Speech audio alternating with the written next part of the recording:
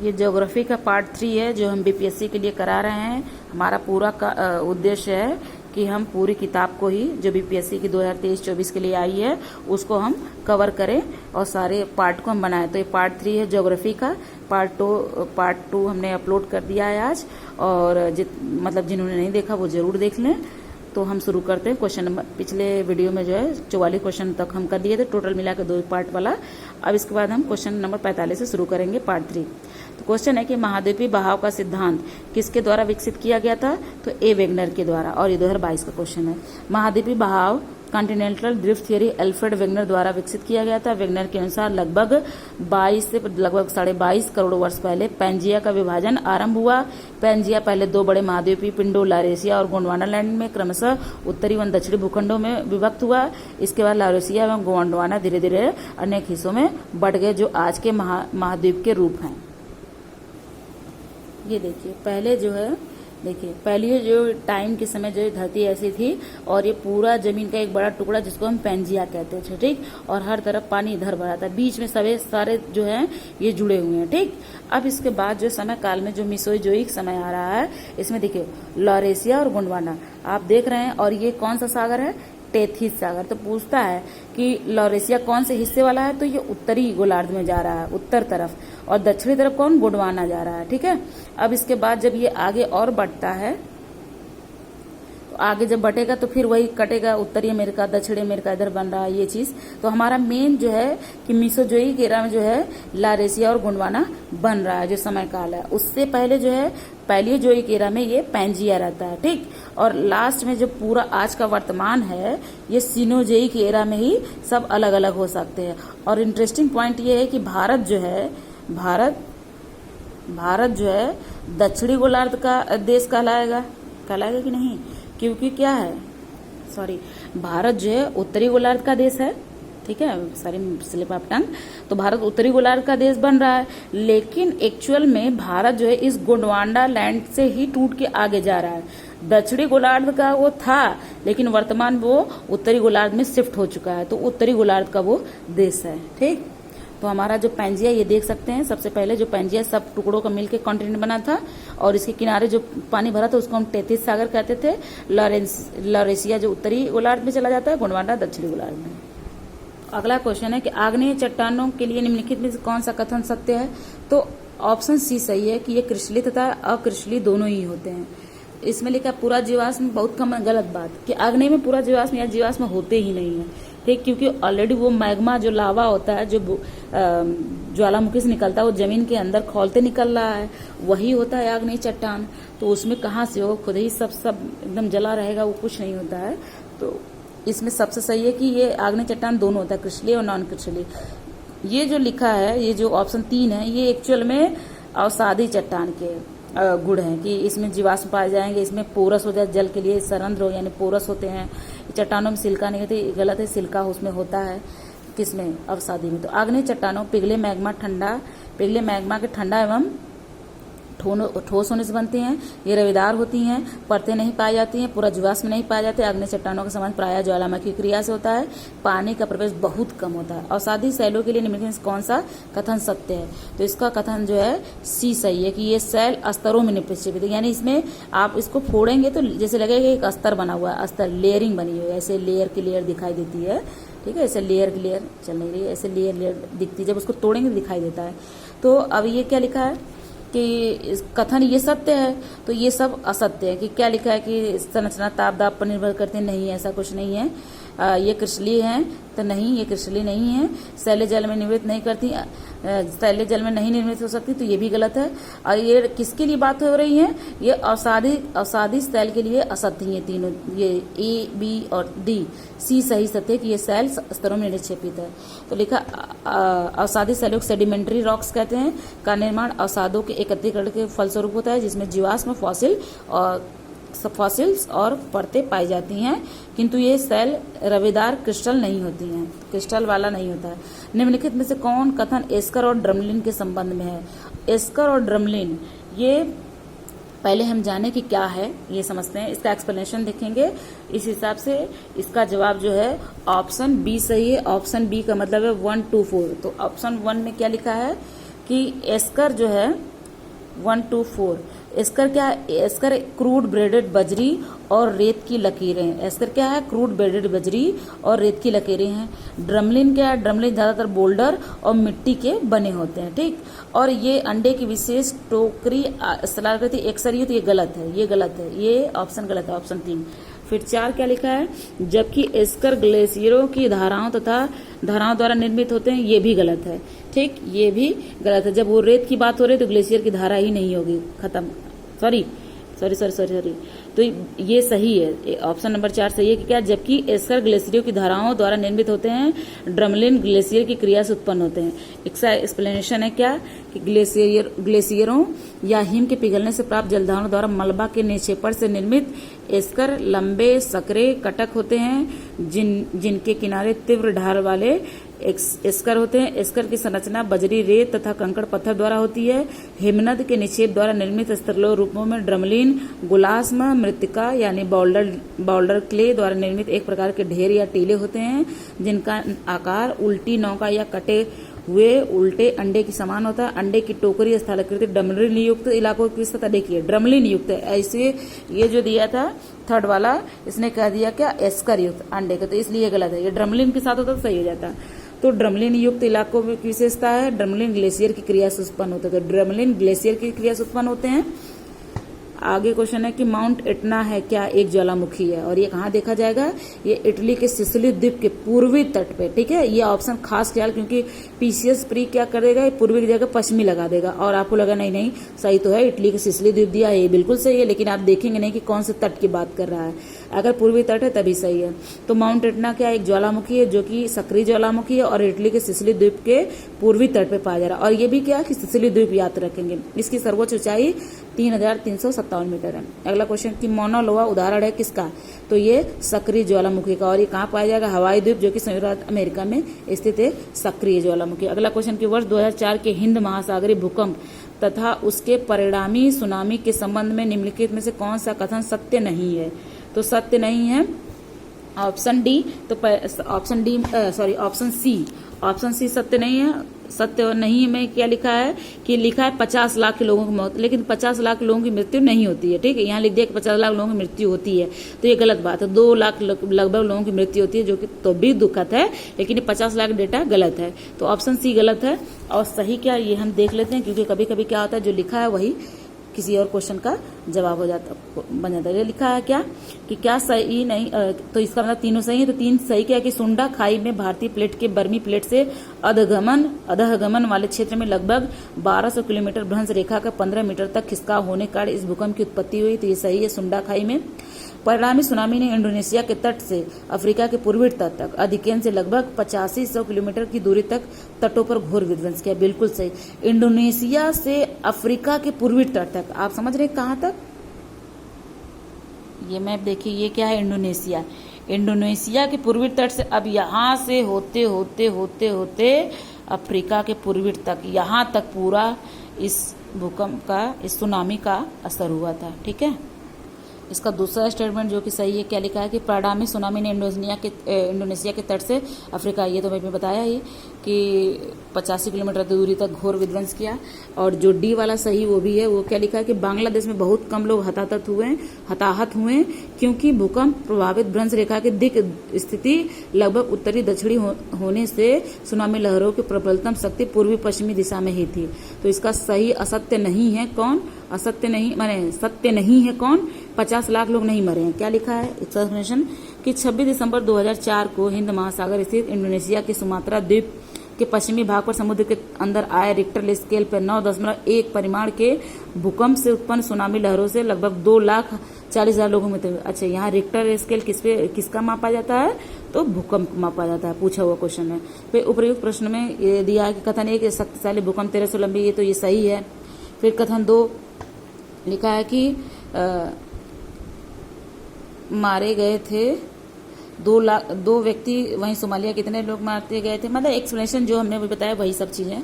अगला क्या है कि विश्व की सबसे ऊंची चोटियां किस प्रकार के पर्वतों में पाई जाती है, तो नवीन मोड़दार पर्वत में पाई जाती है सबसे ऊंची चोटियां, क्योंकि नवीन मोड़दार पर्वत अभी भी ये ऊंचे उठ रहे होते हैं। हिमालय की जो चोटी अभी भी ऊपर उठ रही है, सैटेलाइट के इमेज से ये पूरा सिद्ध हो गया है। तो इन्हीं की सबसे ऊंची चोटियां होती है कौन, नवी मोड़दार पर्वत। विश्व के सर्वोच्च माउंट एवरेस्ट, सागरमाथा या चोमोलुंगमा, ये तीनों के एवरेस्ट के नाम है। 8,848 मीटर जिसकी ऊंचाई जो सर्वोच्च ऊंची चोटी है। सहित प्रथम 10 चोटियां हिमालय पर्वत श्रेणी में स्थित है। हिमालय एक नवीन मोड़दार या वलित पर्वत है, अतः स्पष्ट कि अधिकांश विश्व की चोटियां इन्हीं वलित पर्वतों में ही स्थित हैं, जिसको मोड़दार पर्वत भी कहते हैं, वलित पर्वत को। अगला क्वेश्चन है, निम्नलिखित में से कौन सी नदियां हैं, तो नदियां हैं मरे और डार्लिंग। और कहाँ पाई जाती है, ऑस्ट्रेलिया में पाई जाती है। डार्लिंग, मरे ऑस्ट्रेलिया में पाई जाती है। इसका एक्सप्लेनेशन क्या, मरे और डार्लिंग ऑस्ट्रेलिया महाद्वीप की सबसे प्रमुख नदियां हैं। इसकी घाटी ऑस्ट्रेलिया का सबसे प्रमुख कृषि क्षेत्र है, जबकि ईरी, ह्यूरन संयुक्त राज्य अमेरिका में झील है ईरी, ह्यूरन संयुक्त राज्य अमेरिका और कनाडा दोनों की बृहद झीलें हैं, दोनों के सीमा पाए जाते हैं, ईरी और ह्यूरन। अच्छा, इसमें 5 झीलें पाई जाती हैं इनके में, तो बाकी 3 के नाम बताइएगा। इसी तरह विक्टोरिया एवं चाड अफ्रीका की प्रमुख जिले हैं। स्वेज एवं पनामा नहरें हैं। ठीक, अगला क्वेश्चन कि हैदराबाद शहर निम्नलिखित में से किस में स्थित है, तो इसका ऑप्शन है, देखिए इसमें क्या है कि हैदराबाद जो शहर है ये पाकिस्तान में भी एक है और भारत में भी है, तो इस हिसाब से एक से अधिक ऑप्शन सही होगा, तो ऑप्शन ई सही होगा। 2022 का पूछा लिखा क्या है, हैदराबाद तेलंगाना राज्य की राजधानी, हैदराबाद पाकिस्तान में भी स्थित है, यह पाकिस्तान के सिंध प्रांत का दूसरा बड़ा शहर, यह पाकिस्तान के सिंध प्रांत का एक जिला है। इस प्रकार उपरोक्त में से एक से अधिक सही होगा, कि ऑप्शन ई होगा। एक नदी विशिष्ट क्षेत्र से अपना जल बहा के लाती है, एक नदी विशिष्ट क्षेत्र से अपना जल बहा के लाती है, उस क्षेत्र को क्या कहते हैं, जलग्रहण। जो बहा के लाएगी, जिस जगह पे लाएगी, जो बहा के ला रही है, उस जगह को हम क्या कहेंगे, जल ग्रहण। भाई जिसको अगर आप किसी को दे दिए तो सामने वाला ग्रहण ही कर रहा है, तो जल ग्रहण क्षेत्र। और जहां से वो आ रही है, जो देगा, उसको क्या कहा जाएगा कि एक नदी जिस क्षेत्र अपना जल बहा कर लाती है, उस क्षेत्र को जल ग्रहण क्षेत्र कहते हैं। और नदी और उसकी सहायक नदियों द्वारा बहाया जाने वाला जो क्षेत्र है वो जल निकासी क्षेत्र कहलाता है। जो बहाया जाने वाला क्षेत्र है सहायक नदियों द्वारा, तो उसको जल निकासी क्षेत्र कहते हैं। ठीक, अगला क्वेश्चन, निम्नलिखित में से किस राज्य के कांगेर घाटी राष्ट्रीय उद्यान स्थित है, किस राज्य में, तो इसका सही जवाब है छत्तीसगढ़ में कांगेर घाटी राष्ट्रीय उद्यान। कांगेर घाटी राष्ट्रीय उद्यान छत्तीसगढ़ में स्थित है। इस पार्क का नाम कांगेर नदी से लिया गया है। यह कांगेर घाटी को राष्ट्रीय उद्यान का दर्जा 1982 में प्रदान किया गया था। अगला क्वेश्चन है कि निम्नलिखित देशों में से किसमें कोयले का सबसे बड़ा संचित भंडार है। देखिए, संचित भंडार और उत्पादक दोनों में अंतर होता है। ठीक, तो इसका सही जवाब है ए, संयुक्त राज्य अमेरिका। और ये हो सकता है कि दोनों एक ही हो, लेकिन ये जरूरी नहीं कि दोनों एक ही हो, मतलब कि जिसके पास भंडार वही उत्पादक भी ज्यादा करे, उत्पादन भी ये जरूरी नहीं है। ठीक, हो भी सकता है और नहीं भी हो सकता है। तो सबसे ज्यादा कोयले का संचित भंडार किसके पास है, तो यूएसए के पास है। कोयले का सबसे बड़ा संचित भंडार 2020 के अंत तक संयुक्त राज्य अमेरिका यानी यूएसए के पास है। इसके बाद रूस, ऑस्ट्रेलिया, चीन और भारत क्रमशः हैं के पास कोयले का सर्वाधिक संचित भंडार। ज्ञातव्य विश्व स्तर पर कोयले के संचित भंडार में भारत का 5वां स्थान है। कोयले के शीर्ष उत्पादक देशों में क्रमशः, अब देखिए सबसे ज्यादा किसके पास है, संयुक्त राज्य अमेरिका का संचित भंडार था, लेकिन उत्पादक में सबसे ज्यादा कौन है, सबसे ज्यादा उत्पादन में चीन है, फिर भारत है, फिर इंडोनेशिया है, फिर यूएसए चौथे पे जा रहा है उत्पादन के मामले में, भले भंडार ज्यादा है। सबसे ज्यादा किसके पास उत्पादन कौन कर रहा है, चीन, उसके बाद दूसरा भारत, और वहीं संचित भंडार के मामले में भारत 5वें पे है, लेकिन उत्पादन के मामले में दूसरा है। इतनी जनसंख्या ही है। कौन 2020 में गेहूं का सबसे बड़ा उत्पादक था, तो 2020 में सबसे बड़ा उत्पादक चीन था। 2022 का क्वेश्चन है, तो 2020 में पूछ ही लेगा। फर्स्ट 2020 में गेहूं का सबसे बड़ा उत्पादक चीन था। इसके बाद क्रमशः भारत, रूस, संयुक्त राज्य अमेरिका एवं कनाडा का स्थान था। वर्ष 2021 में चीन के उत्पादन में शीर्ष स्थान पर था, तथा बाद क्रमशः भारत, रूस, संयुक्त राज्य अमेरिका और फ्रांस का स्थान था। ज्ञातव्य के 2021 में गेहूं के उत्पादन में भारत दूसरे स्थान पर था। निम्नलिखित में से कौन इलेक्ट्रॉनिक्स का सबसे बड़ा उत्पादक है, तो चीन है। इसके यहाँ जो कंपनियां होती है इलेक्ट्रॉनिक की, लगभग 2-2 किलोमीटर 3-3 किलोमीटर लंबी फैक्ट्रियां ही पड़ती हैं, इसीलिए इन सब के कहते हैं चाइना लाइट वगैरह आ गई। तो इलेक्ट्रॉनिक सबसे ज्यादा कौन, चीन। विश्व स्तर पर इलेक्ट्रॉनिक का सबसे बड़ा उत्पादक श्रेणी में चीन शीर्ष है, उसके बाद यूएसए है, उसके बाद जापान है। विश्व की सर्वाधिक लंबी पर्वत श्रृंखला, अब देखिए इस क्वेश्चन में आ गया कि एंडीज दे दिया, तो एंडीज ही सही है। ठीक, एंडी जो है दक्षिणी अमेरिका की प्रमुख एवं विश्व की सबसे लंबी पर्वत श्रेणी, वर्ल्ड लॉन्गेस्ट माउंटेन रेंज है। इसकी लंबाई लगभग 7000 से 8900 किलोमीटर विभिन्न प्रमाणिक स्रोतों से प्राप्त होता है। रॉकीज पर्वत माउंटेन उत्तरी अमेरिका की, अब ये किसकी है? उत्तरी अमेरिका। एंडीज किसकी है? दक्षिणी अमेरिका।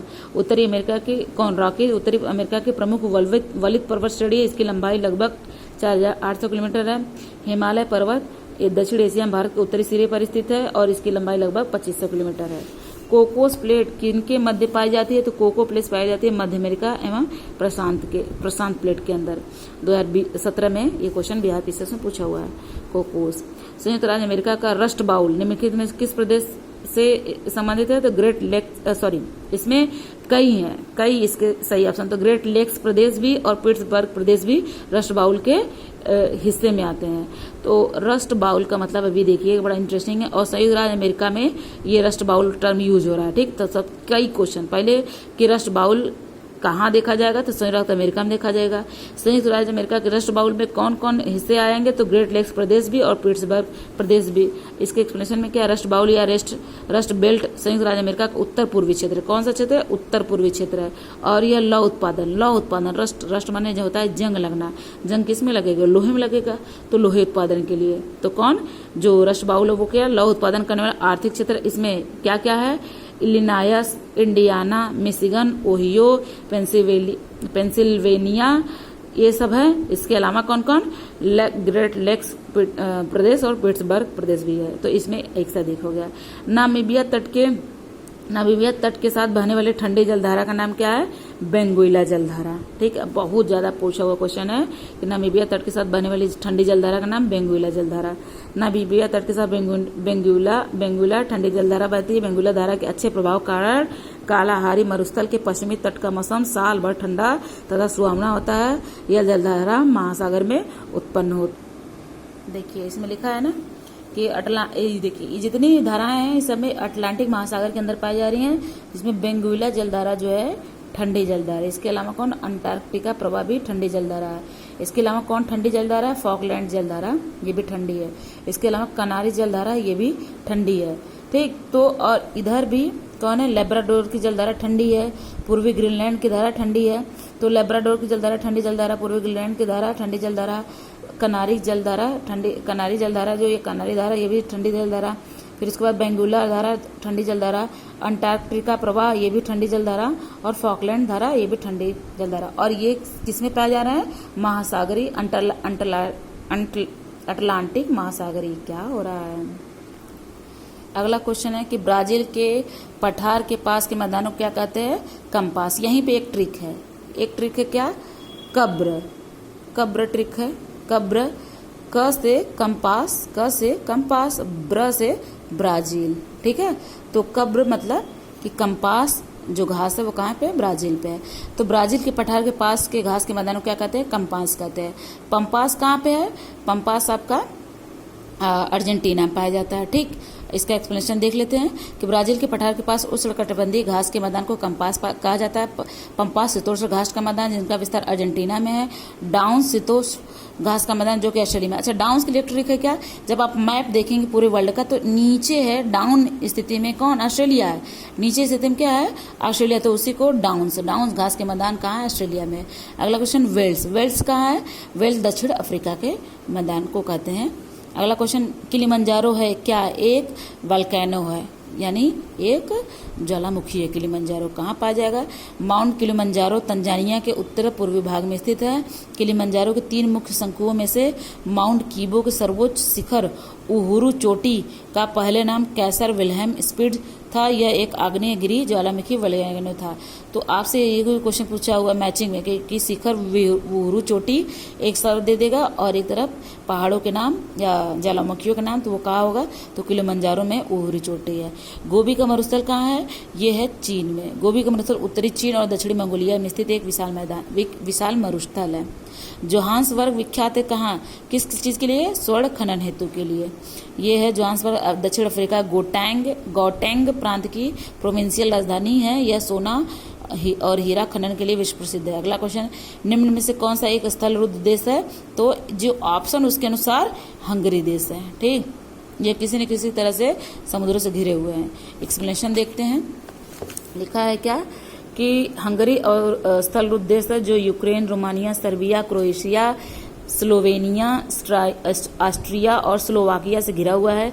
बेल्जियम की सीमा उत्तर सागर से तथा रोमानिया और यूक्रेन की सीमा काला सागर से मिलती है, इसलिए ऑप्शन में ये नहीं है, हंगरी स्थल रूप दिखाया है। इजराइल की उपनिष्ठ सीमा, ये इतना ज्यादा पूछा हुआ है कि हद। BRPCS का तो दिखा रहा है कि पुराना, लेकिन UPPCS का बहुत हिट क्वेश्चन है ये।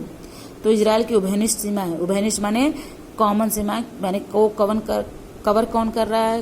तो इजराइल पश्चिम एशिया में मध्य पूर्व का भूमध्य सागर तटीय देश है।